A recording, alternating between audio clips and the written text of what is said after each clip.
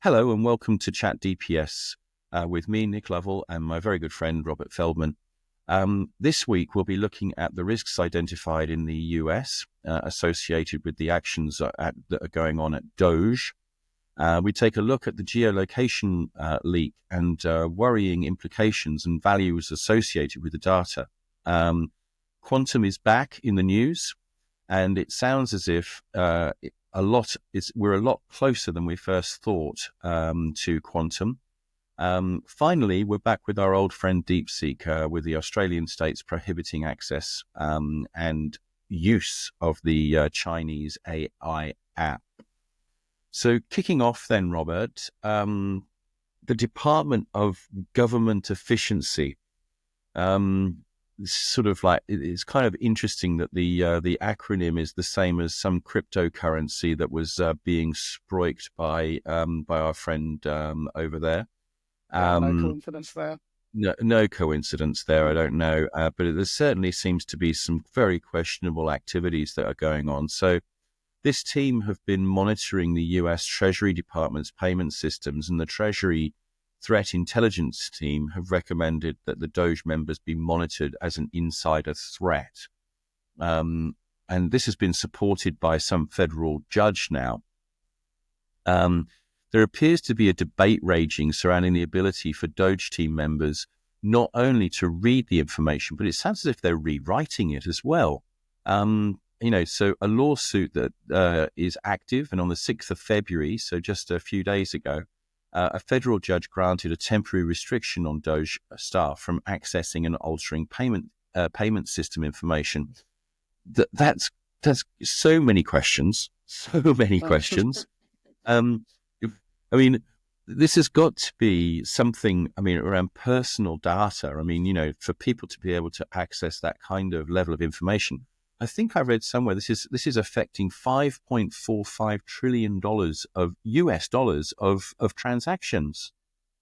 Yeah, quite incredible. If we just focus on just the security aspects, the access to personal and sensitive information of pretty much every American citizen in the country. So let's say at least 300 million citizens. Quite incredible levels of access that this DOGE department team members have access to. And no surprise that internally it's been raised as an insider threat. And it's not just Treasury, but a number of other departments as well, where the DOGE team seems to be going from agency to agency, like a bit of a security wrecking ball. You have to wonder what's being compromised in terms of information. And I think, from my understanding of the consequences of this insider threat alert, is they'll be checking all of that access to see what may have been impacted. I suppose the question from where we sit, sitting in Australia, I'm currently overseas, but sitting in Australia is there's got to be a role here for our government to be talking about data sovereignty. There must be. Yeah, absolutely. While this is very much focused on federal agencies, I think there's always been some nervousness, I think, in terms of data that is accessed or stored by US companies on US servers. So whether that's an AWS or a Microsoft or anyone else, plenty of software as a service businesses are located in the US and in other places, and data sovereignty and access to that data. We've talked about some of the acts, Patriot Act and the like, which allows backdoors for certain agencies. And now you've got to, I suppose, you have to sort of add to that those risks, the tech bros, and what they may be able to access as well. The tech pros, I love it. I suppose moving on quickly, I don't want to dwell too much on it, but it's certainly a worry, I guess, from personal money and all the rest of it. But moving in, this one's a bit concerning. This geolocation data. There's been a massive leak of this from Gravy Analytics.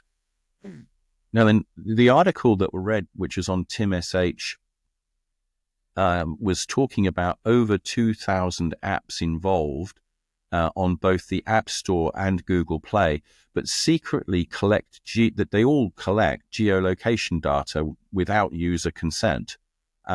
This information appears to be quite valuable as well. I mean, if you wanted to buy this information, you're talking about a number between $10 and $50,000 for, some particular data that may be yours or whatever. I guess the big question here is why? I mean, sort of like, I don't know how many people are involved, but 2,000 apps, you've got to assume that there's going to be thousands of people on each app that are going to be using it, because they've got to be financially viable. There was did you notice how much data was that we're actually talking about?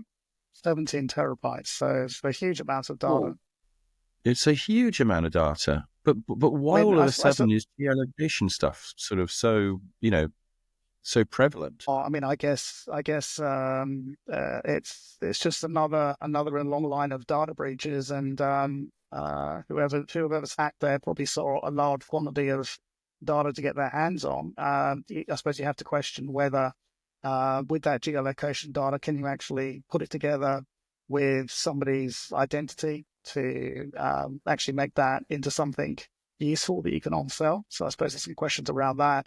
I think what's quite interesting is it kind of lifts the lid on a whole set of businesses that most of the average punters like you and me really don't pay too much attention to, which is there's a whole system of brokers and licensors who are taking this data when people are using their apps, and whether it's they're playing games or they're going on to whichever app they might be using.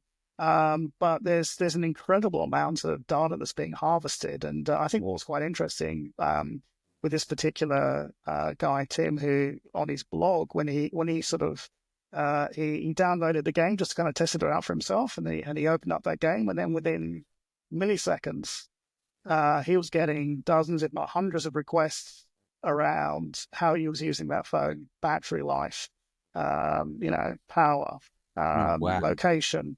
So hundreds of requests, and they then get passed on to different agencies. They get packaged up into something that might be meaningful, and then they get on-sold. And sometimes they get on-sold to government agencies, and sometimes they get on-sold to marketing agencies. And there's a whole global businesses going on in terms of harvesting that data and passing that on. And it seems as though, there's thousands of apps out there that as soon as you click on it, you're getting bombarded with all these requests and into how you're using that app, and that's getting on sold.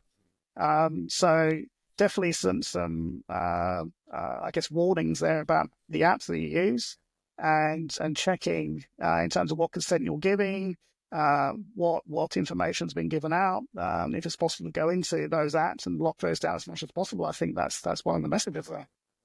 Yeah, I think the whole thing there is around profiling, isn't it? And making or being able to, sort of demonstrate what's going on, who's doing what, how they're doing it, when they're doing it, how they live their lives. It's this is very Big Brotherish in my eyes, but what do I know? I guess. Again, moving on, we've got this situation where there seems to be a little bit of rancor going on over this quantum compute. And it seems to me that Google appears to think that we're a lot closer than some other organizations think we are. So Google have gone up against the NVIDIA guy that's sort of telling us that we're 20 years away from it. Google are saying, well, we're a lot closer than that, maybe less than 5. And then we've got some other things that are really sort of like coming into play. We've got the AIST in Japan that have been engaged to develop a working computer, quantum computer that is, for foreign and domestic universities already. I guess the observation here is that if we're not protecting data already, and if the rumors are true that something already exists and it's leveraging quantum compute, the hackers are going to have a field day on this. I mean, we're not even ready using generic compute that we've already got. And, the data that you can achieve with quantum is just, off the planet, isn't it? If you look around at most organizations, they're still playing catch up, just securing their data and, encrypting it and having the right levels of security and culture within their organizations, let alone thinking about how to cope with generative AI and how that may impact them from a cybersecurity point of view, let alone think about quantum computing. So it's like, there's so many layers here. And I think I would think most businesses would look at this risk and go, well, between 5 and 20 years, well, we're getting bombarded as it might, already in terms of maybe, phishing, ransomware attacks, DDoS, supply chain. There's so many things you've got to think about that when it comes to quantum computing, they're probably going, well, that's 5 or 20 years out, 5, 10, 15, 20 years out. I just need to get my fundamentals in place. We'll put it down as a risk and we'll monitor it, but maybe we're not going to react to it just now because everything else is on fire. Already, if we can actually see that organizations are engaging with organizations like AIST in Japan to say, hey, look, I want to get a working computer up in quantum. If Google are saying, hey, we're going to be a lot closer to this than NVIDIA is saying, but it just seems to me that, Google wouldn't be going out on a limb just to sort of like scare people. They've obviously got something up their sleeve. Oh, I guess they're blowing their own trumpet a little bit because I think they made a little bit of a breakthrough last year in terms of the technology they're working on. But still, I think it's one of those things where you need to be well informed. There's certainly solutions out there. So in terms of cryptographic technology that deals with that quantum level of computation. So I think it's a case of inform yourself about what technologies are out there and watch this space. Yeah, okay. So anyway, the Australian states and territories have gone out on a limb now. They've actually banned DeepSeek. This is from the IT News. This follows up on our conversation just last week, Robert, where the Chinese have entered the race on AI, and this is clearly considered a national security issue. So South Australia and New South Wales led the way, followed by Queensland, WA, Northern Territory and ACT. For us in Queensland, the installation, access or use has been prohibited. So I think they also said that they wanted it removed from if people had already started using it. Is that correct? Yeah, I believe so. And look, no surprise, given that. I think as we probably touched on last week. If you're gonna use DeepSeek's own queries and its servers based in China, then there's a real risk that information will find its way through to the government over there. So no surprises that it's been banned in all federal and states across Australia. Look, as we may have touched on before, but look, you are able to spin up your own local version. You could go through a service like Grok. So there's ways of using DeepSeek that doesn't necessarily mean you access the Chinese servers. But like everything, you need to have regulation in place. You need to have guardrails. You need to be using AI in a smart, compliant way. But that doesn't necessarily apply to other locations, other jurisdictions. But clearly that's the direction the governments have taken here, which is understandable. Okay, my friend. Right. Well, I guess we'll call it a day. That was Chat DPS for this week, the 11th, 10th, 11th, 12th, whatever day of the week it is in Australia at the moment. 11th. I'm a little bit starry-eyed at the moment. They've been traveling for a little while, and anyway, it's all good.